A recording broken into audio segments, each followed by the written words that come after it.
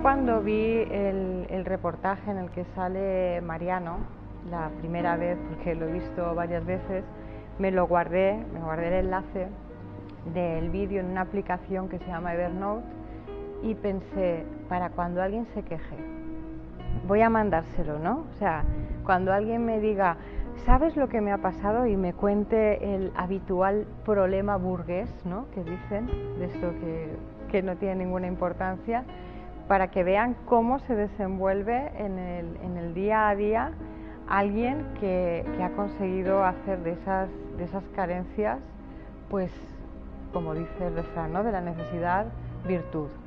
Y entonces, que me parece que en ese sentido, sin querer erigirnos nadie en una autoridad moral, ¿qué sientes cuando ves que alguien se queja pues por la chorrada máxima, ¿no? Bueno, no sé qué decirte. Yo, es que personalmente, yo me considero un privilegiado por la vida que he llevado. Tengo las taras físicas que tengo, pero me siento un privilegiado. He nacido en una familia maravillosa, en un entorno inmejorable, he tenido una vida normal. Entonces, no sé, es que no es una no es una respuesta fácil, porque como yo no considero que tengo motivos para quejarme, yo... Claro, no te pones en ese lugar, ¿no? No me pongo en ese lugar.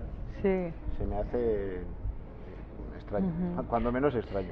Claro, pero por ejemplo, o sea, los 4 que estáis aquí, precisamente en vuestro carácter se nota, ¿no? Cómo sois. Pero Pepe me habló de una persona, por desgracia ya fallecida, Faustino, que a mí me impresionó mucho porque era como una concreción de la maldad ajena, ¿no? Este hombre vendía el cupón de la ONCE y entonces pues llevaba en una riñonera el cambio y algunas personas para ir a pagarle todas. Le quitaban dinero. O sea, al cambiar le ponían 1 euro, pero igual le quitaban 3, ¿no? Entonces, no sé, son situaciones pues que, como tú dices, no son preguntas fáciles porque nos da mucho que pensar, ¿no? Y le damos Pero muchas paradójicamente vueltas. Él se hacía el héroe. Faustino, cuando le preguntaban los periodistas si tenía algún problema, él decía que no tenía ningún problema en la vida. Porque le faltaban los dos brazos y las 2 piernas. Y decía que no tenía ningún problema. Que Ana, ya que antes estábamos hablando, ¿no?, de la relación pues con la familia y todo eso, que yo creo que alguna vez os habréis planteado también si el sufrimiento, ¿no?, que ha conllevado esta situación, aunque bueno, después todos hayáis utilizado recursos, sobre todo vuestra sabiduría, ¿no?, para salir adelante, que si os ha afectado más en carne propia o cómo habéis visto sufrir a vuestros padres. Nuestros padres son las primeras víctimas de toda esta desgracia, porque como hemos comentado antes, yo cuando nazco no me doy cuenta, tardas tiempo y pasan años hasta que eres consciente de todo lo que conlleva. Pero a mis padres, y a todos nuestros padres, desde el momento que nacimos, se parte su vida sin saber por qué, sin una explicación. Entonces yo sé que los primeros, voy a decir solo meses de mi vida fueron muy duros para mis padres. Me han comentado, por ejemplo, en el momento que yo nací, el médico que estaba atendiendo el parto, es que antes de cortar el cordón umbilical siquiera dijo, mira señora lo que ha tenido, que mi madre perdió conocimiento, le dio una hemorragia, entró en shock. Claro, no era para menos, ¿no? Y en nuestra época que no había ecografías nada, ni nada. Claro, no se sabía nada. No te lo esperas en absoluto. Entonces... O sea, y hizo ese gesto sin cortar el cordón umbilical para que vieran que no le habían cambiado a su hija o algo así, ¿no? Sí. Yo me acuerdo del reportaje en el que salían los padres de Rafa, que, no sé, me impresionó. Y luego tú decías, nunca me lo había dicho mi padre, ¿no? Esto que acaba de declarar aquí. Sí, no, hombre, yo daba por hecho que lo habría pensado porque mi padre lo conozco y yo soy padre, ¿no? Y piensas, ¿no? Y has vivido una vida con una discapacidad y la sociedad es tremendamente cruel, ¿no? O sea, tú tienes siempre que demostrar que eres más listo, más rápido, más ágil, más inteligente que una persona normal para nunca estar a la altura de una persona normal, porque siempre tu discapacidad, pues un poco lo que decía antes Pepe, nosotros nunca podemos ser presidente de gobierno por mucho que queramos o por mucho que lo pretendamos, porque esa parte no se libera nunca de la mente humana, ¿no? El hecho de pensar que no puede ser igual que los demás en una persona que entre comillas se considera normal, pues está metido en su impronta y lo palpas en infinidad de ocasiones, ¿no? Siempre tienes, por supuesto, la persona que te quiere ayudar, pero es una vida, o por lo menos así se nos ha educado, yo creo que a todos, a que teníamos que pelear y pelear y pelear constantemente para demostrar algo que era totalmente absurdo, que éramos igual que los demás. Pero en tu trabajo, por ejemplo, no hay nada que haga un compañero tuyo que no puedas hacer tú, por ejemplo. Hombre, digamos más que o menos, ¿no? yo me he sumado a temeridades que a lo mejor no debería haber hecho, ¿no? Pero por un poco por ir en la línea de lo que tú estás comentando. Pero bueno, ha ¿no? salido airoso, ¿no? Sí, ha salido bien. Claro, sí, pero es por la necesidad a veces de demostrarlo, ¿no? Claro, yo recuerdo muchas veces, muchas cosas en general, ¿no? Por ejemplo, yo cuando era pequeño, mis amigos se subían en un árbol, yo no me subía, pero no me subía porque no tenía claro que me pudiera subir. Entonces, cuando ellos se iban o por la tarde, yo me iba a ese árbol y me subía. Y cuando ya sabía que me podía subir, entonces ya me subía, porque bueno, me fascinaba mucho saber que los demás ya empezaran pensando que yo era menos que ellos. Entonces, cuando estaba seguro de que no lo iba a ser, entonces ya me atrevía a dar ese paso adelante. Claro, para que no te vieran para en los que no hubiera ensayos. Ninguna debilidad, por decirlo de alguna manera. Sí, pero bueno, yo creo que es una forja del carácter también, ¿no? Además del físico. Y lo que estábamos comentando al principio, que hayáis sido vosotros y no hayan sido pues vuestros hermanos o vuestros primos o vuestros vecinos, es algo puramente azaroso. O sea que en este caso una madre gestante tomara una pastilla durante el primer trimestre de embarazo. Con una sola pastilla es posible que, como se ha demostrado, además no hace mucho, lo demostraron los científicos japoneses, que se inhibiera la producción de una proteína que es la que permite que los miembros se desarrollen y se detuviera.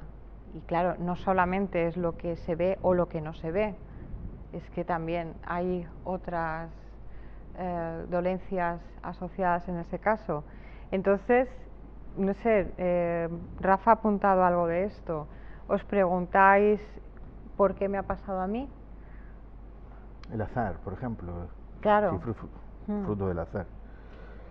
Sí, nosotros siempre, o yo coincido muchas veces con Rafa en entrevistas, que decimos que esto fue como una ruleta rusa que nos vino a tocar a nosotros, ¿no? A cualquiera le podía haber tocado, pero el bombín de la pistola pues no nos tocó a nosotros, ¿no? Fue una lotería macabra que en vez de premios en metálico, pues los premios eran mutilaciones y deformidades, y nos vino a tocar a nosotros. Es que bueno, muchos han hablado del último crimen de guerra nazi porque los efectos se parecen bastante a los de las bombas, ¿no? En ese sentido. Y cuando nosotros nos dimos nuestra dirección postal, ¿no? Como antiguamente, a mí me llamó la atención que vivías en la calle de una comadrona, Carmita, ¿no se llama? La calle Comadrona Carmita, que fue precisamente la comadrona que me trajo a mí al mundo. O sea, el azar de volviendo ha al azar hecho que del vivas destino, en esa calle. Sí, y no fue que yo aposta sugiriera al ayuntamiento de poner una calle, fue fruto del azar. Claro, que vivieras allí porque... Sí, porque ella falleció y entonces el ayuntamiento le rindió homenaje. Sí, que era una persona que fue muy ilustre en el pueblo y tenía que tener una calle, y fue justo en la calle. Y en la calle donde vivo solo hay un edificio, y en ese edificio vivo yo, y fue la calle de esa comadrona que me trajo a mí al mundo y que se asustó, se alarmó cuando entonces no había ecografías, cuando me cogieron en brazos, se lo entregaron a una tía mía, me tuvieron escondido 3 días. Eso es lo que quería decir, que yo leí en un reportaje, lo que pasa es que me sabía mal decirlo porque me impresionó muchísimo, ¿no? que te tuvieron varios días escondido debajo de una toalla, me imagino que entero no, la pierna, ¿no? Bueno, a ver, más que escondido, o sea, yo al nacer me envolvieron en una toalla para que mi madre no me viera en ese momento. Y no se diera cuenta. Sí, se nacía en casa en aquellos años, y entonces ella pues se encontraba mal y pues, todo, para que no le diera mal físicamente, no por el embarazo, ¿no? Porque fue un parto un poco delicado y en la casa, y entonces pues todos los días me llevaban a que me viera envuelto en la toalla, pero hasta el tercer día ella preguntaba que por qué siempre estaba envuelto, y decía, bueno, no, es que está resfriado y tal. Pero ya el tercer día evidentemente ya no tuvieron más remedio que enseñarme a ella, y me enteré hace muy poco que bueno, le dio un ataque de locura y casi la tienen que atar la tuvieron que atar literalmente a la cama porque se volvía loca. Y ese dolor imaginable sí que es, porque nos lo estás contando y yo creo que todos nos sobrecogemos, pero ¿es trasladable? O sea, alguien que no haya pasado por la situación de tu madre en este caso, o sea, lo puede... ¿Pero te refieres a otras madres que no hayan tenido el problema? No, me refiero a quienes deberían responder ante casos como estos, ¿no? Yo creo que esa gente... Hay que ponerse en el lugar de las personas que sufren. Yo creo que esa gente ni siente ni padece, y lo único que les importaba y les sigue importando es el dinero, y les da exactamente igual. Pero además tu madre fue a la consulta, se encontró con el médico en una campaña de vacunación, ¿no? Y cuando vio pues lo que te pasaba, él le preguntó y ella le dijo, está así por unas pastillas que usted me recetó. Sí, el médico se hizo el tonto, hoy día vive en Alcantarilla, y le preguntó que por qué estaba yo así, porque claro, al ir a ponerme la inyección, el ETS que estaba con él se hizo el tonto, así de claro. O sea, que tu madre tuvo muy claro desde el primer momento que esa era la causa y ese era el efecto. Claro que lo tenía, porque cuando al nacer yo, inmediatamente la intuición fue de irse corriendo a la farmacia a buscar, porque ya habían tirado el medicamento, a buscar ese medicamento a la farmacia. Y cuando llegaron le dijeron, no, ese medicamento hace un mes que ha sido retirado por sanidad.